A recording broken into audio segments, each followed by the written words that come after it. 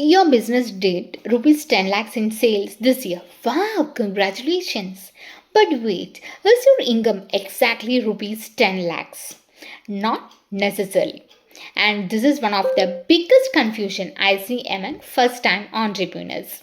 Hey, I'm Neetu Vijaykumar from Neetu on Stage and welcome back to my first ITR, a series where we are breaking down income tax from absolute zero, especially for entrepreneurs. In episode 1, we understood whether having a business means you need to think about filing an ITR. Today, we are going to understand three very important words: sales, expenses, profit. Because before you worry about your ITR, you need to understand your own business numbers. Let's take a very simple example. Suppose you have a boutique. Throughout the year, your customers bought products worth rupees 10 lakhs. So you have a rupees 10 lakhs in sales. But can you say I earned rupees 10 lakhs? Absolutely no. But why? Because running a business costs money. Let us say from that rupees 10 lakhs, you spent rupees 6 lakhs on buying your stock. You spent rupees 50,000 on packaging and 30,000 on delivery, 40,000 on advertising or digital marketing, and another 20,000 on eligible business expenses. So your total business expenses come to 7.4 lakhs. Now let's do the simple calculation. Rupees 10 lakhs was your sales minus 7.4 lakhs business expenses. So leaves you with approximately rupees 2.6 lakhs business profit. So see the difference. Your sales were rupees 10 lakhs but your business profit is rupees 2.6 lakhs. So remember, sales is not the same as profit. Now you might say, okay Neetu, understood. My profit is 2.6 lakhs. So my taxable income is 2.6 lakh, is it? But hold on, not necessarily. Your business profit is one part of your overall tax calculation. You may have other income as well. For example, you could have interest from your bank account. You could have a rental income. You could have capital gains. You could have salary income or other applicable incomes. So we need to understand the bigger picture. Think of it like this: sales, then we consider the relevant business expenses, which gives us the business profit. Okay, so and then we look at your other applicable income and the tax rules to arrive at the relevant total taxable income, and then we calculate the tax. So do not mix up these four terms. Okay, so sales, expenses, profit, and taxable income. Now let us talk about something very Instagram entrepreneur can relate to. What's it about? It's about UPI payments.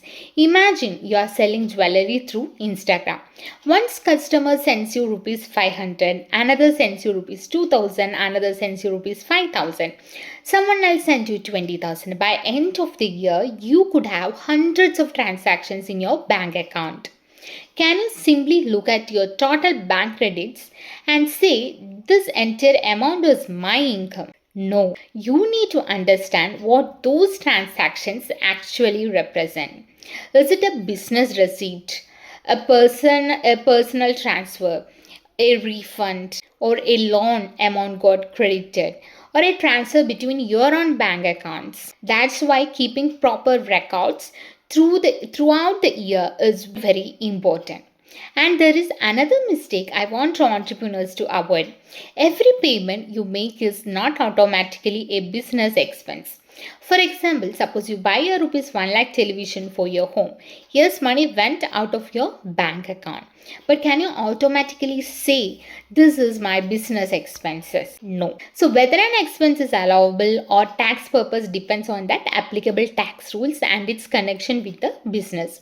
So please do not use this formula. Okay, money received minus money spent equals to taxable income. Okay, tax calculation is not that simple. Now you may have heard people talking about section 44 AD, section 44 ADA, or presumptive taxation. If those terms sound scary, don't worry. We are going to cover them separately in this series. Okay, so these are specific eligibility conditions and rules, so you do not need to memorize anything today. For now, I just want you to remember three numbers as an entrepreneur. Number one is your sales. How much did your customers pay you? And number two is your business expenses. And how much did you spend in connection with your businesses? And number three, and the most important thing, is the profit. So, what is your business profit after considering the Apple expenses? Once you understand these three numbers, income tax becomes much less scary. So, let us quickly recap. Rupees 10 lakh sales does not mean rupees 10 lakh profit. Business profit is not automatically the same as the taxable income. Every UPI credit is not automatically the business income, and every payment you make is not automatically a business expense. The first step to understanding your ITR is actually understanding your own business numbers. And now I'm sure your next question is, okay Neetu, which business expenses can I actually claim? Can I claim my mobile bill? Can I claim my laptop purchase cost? Or can I claim my internet bills, Instagram advertising, travel expenses? Okay, so work from home expenses.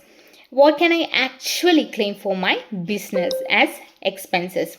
That's exactly what we are going to discuss in episode 3, business expenses. What can I claim? So follow me to one stage and let us understand the taxes and one simple concept at a time, because here at Need One Stage we do not complicate finance, we simplify it. I will see you in episode 3. So my first ITR episode 3, stay tuned. We will be talking about business expenses. What can I claim? So keep following Need One Stage. Share this video with those who care as an entrepreneurs. See you next video. Bye bye.